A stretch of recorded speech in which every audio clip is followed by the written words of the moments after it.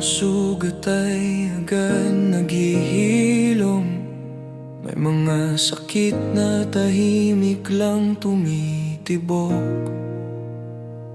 Sa bawat takbang napilit kong binibilisan, napansin kong lalo lang akong napapagod.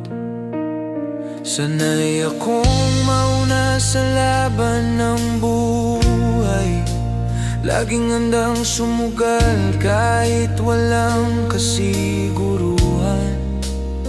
Pero ngayong ako'y napahinto sa gitna ng daan, dito ko lang natutunang huminga ng tunay. May mga pangarap na akala ko'y dapat tapos na. May mga plano na iniwan dahil kulang sa tiyaga. Tinuruan akong huwag maghintay, pero walang nagsabi na okay lang pala mabagal. Sa bawat segundo ng katahimikan, naririnig ko ang sarili kong tinig. Hindi pala kahinaan ng pagod, isa lang itong paalala na ako'y tao rin. Kaya dahan-dahan, hindi ko na minamadali ang oras, ang buhay at ang sarili. Kung hindi pa ngayon, darating din ang araw na ang puso ko'y hindi na takot mangarap. Dahan-dahan natututo akong umunawa na ang paghinga'y tagumpay na pala. Hindi kailangan ng karera sa mundo kung ang mahalaga'y makarating ng buo. May mga taong dumaan at saglit na nanatili. May mga pangakong iniwan sa hangin. Hindi lahat ng paalam ay may paliwanag, at hindi lahat ng sugat ay kailangang balikan. Sa bawat pagkadapa may aral na iniwan. Sa bawat pagkakamali may liwanag na sumilip. Kung dati galit ako sa sarili kong kainan, ngayon tinatanggap ko na rin pala ang aking limit. Natuto akong umiti kahit walang dahilan. Natutong magpatawad kahit walang humingi.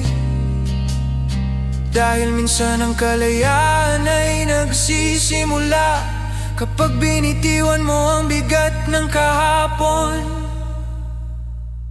Hindi pala sukatan ang bilis ng lakad, hindi rin dami ng sugat ang basehan ng tapang. Minsan ang tunay na lakas ay ang manatili kahit gusto ng tuluyang lumisan.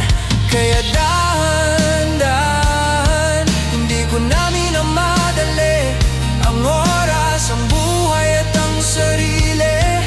Kung hindi pa ngayon, darating din ang araw na ang puso ko hindi na takot mangarap. Dahan-dahan natututo akong umunawa na ang paghinga ay tagumpay na pala. Hindi kailangan ng karera sa mundo kung ang mahalaga'y makarating ng buo.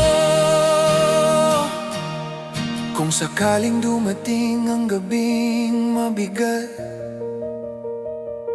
at ang mga tanong ay mas malakas sa sagot, ipapaalala ko sa sariling sugatan na hindi pa tapos ang kwento ng buhay ko. May bukas pang naghihintay sa dulo ng dilim. sisikat kahit mabagal, at sa bawat hakbang na puno ng alinlangan, may tapang pa ring natitira sa dibdib. Hindi ko na kailangang patunayan ang lahat, hindi ko na kailangang mauna sa pila ng mundo. Sapat ng totoo ang bawat hakbang, sapat ng buhay ang pusong matagal ng pagod. Kung may taong pipiling manatili, hindi dahil perpekto ako, kundi dahil totoo. Kaya dahan-dahan pinipili kong mabuhay, hindi perpekto pero may saysay. Kung may luha man sa bawat umaga, alam kong hindi ito nasasayang.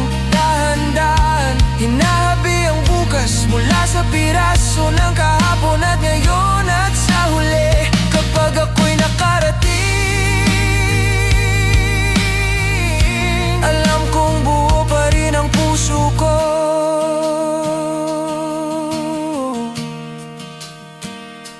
Hindi ako nahuli, hindi rin ako nawala. Nagpahinga lang sandali sa gitna ng daan, at sa mundong laging nagmamadali, pinili kong mabuhay